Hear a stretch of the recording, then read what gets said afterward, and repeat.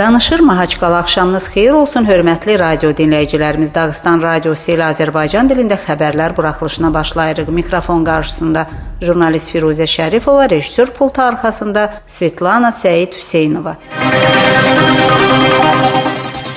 İş səfəri ilə Dokuzpara rayonunun Kuruş kəndində olmuş Respublika rəhbəri Ramazan Abdulatipov müəllim və şagirdləri Bilik Günü münasibəti ilə təbrik edib və yerli munisipalitet rəhbərinə 2013-cü ilin sosial-iqtisadi inkişaf göstəriciləri yekunları üzrə əldə olunmuş 3-cü yer üzrə diplomu təqdim etmişdir. Müvafiq yaşayış məntəqəsi Avropada ən yüksək nöqtələrdən sayılır. Kuruş dəniz səviyyəsindən 2569 metr yüksəklikdə yerləşir və Rusiya Federasiyasının ən cənub nöqtəsi kimi tanınır. Burada Respublika rəhbəri Böyük Vətən müharibəsində həlak olmuş el oğullarının şərəfinə ucaldılan abidə önünə tər çiçək dəstələri qoydu və sonra Bilik Günü çərçivəsində təşkil edilən bayram tədbirlərində iştirak etdi. Kuruş kənd məktəbi ötən əsrin 22-ci illərində inşa olunub. Tədris prosesinin aparılması üçün 7 kabinet və laboratoriya var. Məktəbdə 120 şagird təhsil alır.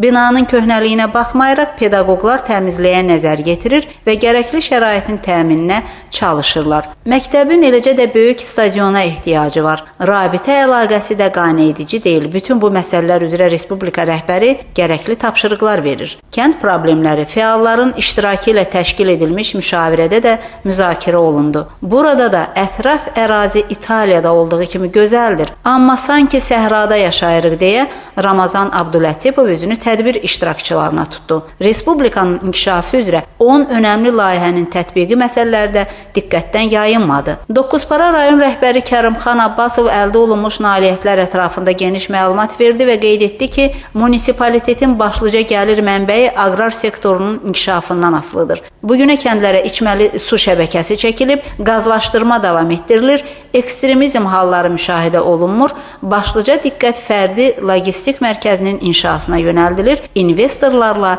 danışıqlar aparılır.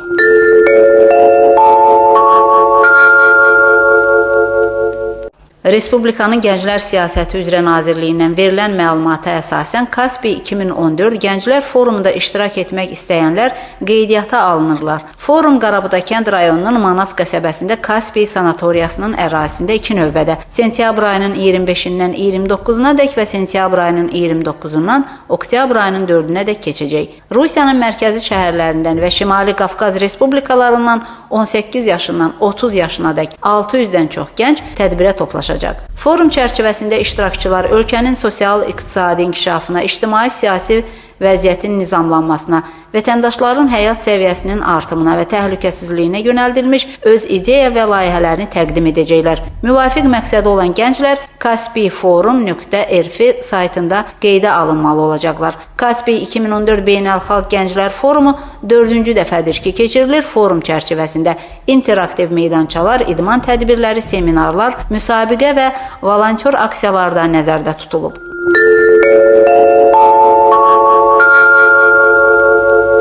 Cari ayın 1-dən etibarən mülki məcəlləyə yer edilmiş dəyişikliklər qüvvəyə minib. Beləliklə, qapalı və açıq aksioner cəmiyyətləri, eləcə də əlavə məsuliyyətli cəmiyyətlər öz fəaliyyətini dayandırır. Bunları kütləvi və qeyri-kütləvi şirkətlər əvəz edəcək. Şirkətin dəyərli kağızlarının sərbəst satışı kütləvi hüquqi şəxsləri fərqləndirən cəhət olacaq. Aksioner cəmiyyətinin nizamnaməsi və firma adı varsa, bu onun kütləvi şirkət olduğuna dəlalət edir və belə olduqda kütləvi cəmiyyətlər haqqında qaydalara riayət olunmalıdır. Məhdud məsuliyyətli cəmiyyətlər, eləcə də qapalı bütün səhmdar cəmiyyətlər qeyri-kütləvi cəmiyyətlər kimi tanınacaq.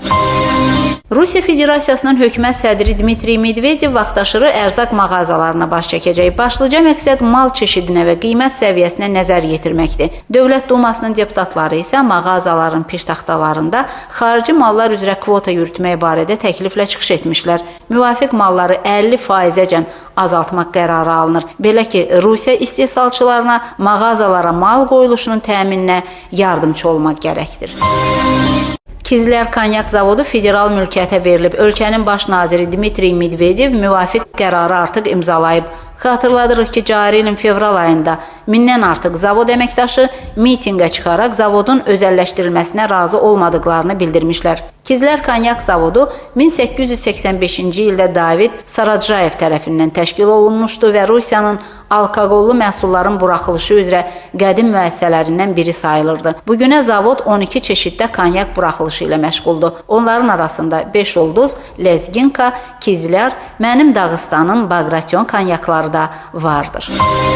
Rusiya avtomobilçiləri üçün ASAQA üzrə yeni qanun qüvvəyə minib. Hazırda pul ödənişi ilə təmirə göndəriş arasında seçim mümkündür. Əvvəllər müvafiq xidmət nəzərdə tutulmurdu. Əlbəttə ki, yalnız şirkətin müqavilə bağladığı servislərə təmirə göndəriş verilə bilər. Vurulmuş zərərin ödənişini isə əvvəllər olduğu kimi bir ay deyil, gərəkli sənədlər təqdim olunduqdan sonra 20 gün ərzində gözləmək lazım gələcək. Bundan əlavə avtomobil sahibini vurulmuş zərərin ödənişi məqsədi ilə ayrılmış məbləğ qane etmirsə, o məhkəməyə müraciət etməzdən əvvəl sığortaçıdan şikayət yazaraq elə sığorta ödənənin özünə üz tutmalı olacaq. Xatırladırıq ki, bu artıq ikinci sənədlər paketi deməkdir. Üçüncü sənədlər paketi isə oktyabr ayında əmlaka vurulmuş zərər üzrə ödənişlərin 400 min rubladək artımı ilə əlaqədar gərək olacaq ki, bu zaman sığortalama polislərinə də qiymət artımı nəzərdə tutulur. Bugün sentyabr ayının ikisi ölkə miqyasında Rusiya Qvardiyası günü kimi əlamətdardır. Müvafiq bayram 2000-ci il dekabr ayının 22-sində Vladimir Putinin Rusiya Qvardiyası gününün müəyyən edilməsi barədə fərmanı əsasında təsis edilib. Rusiyada İmperator Qvardiyası 1-ci Pyotrun dövründə 1687-ci ildə Preobrazhensk və Semyonovsk polklarından ibarət idi. 1918-ci ildə qvardiya buraxıldı və yalnız Böyük Vətən müharibəsi illərində bərpa edildi.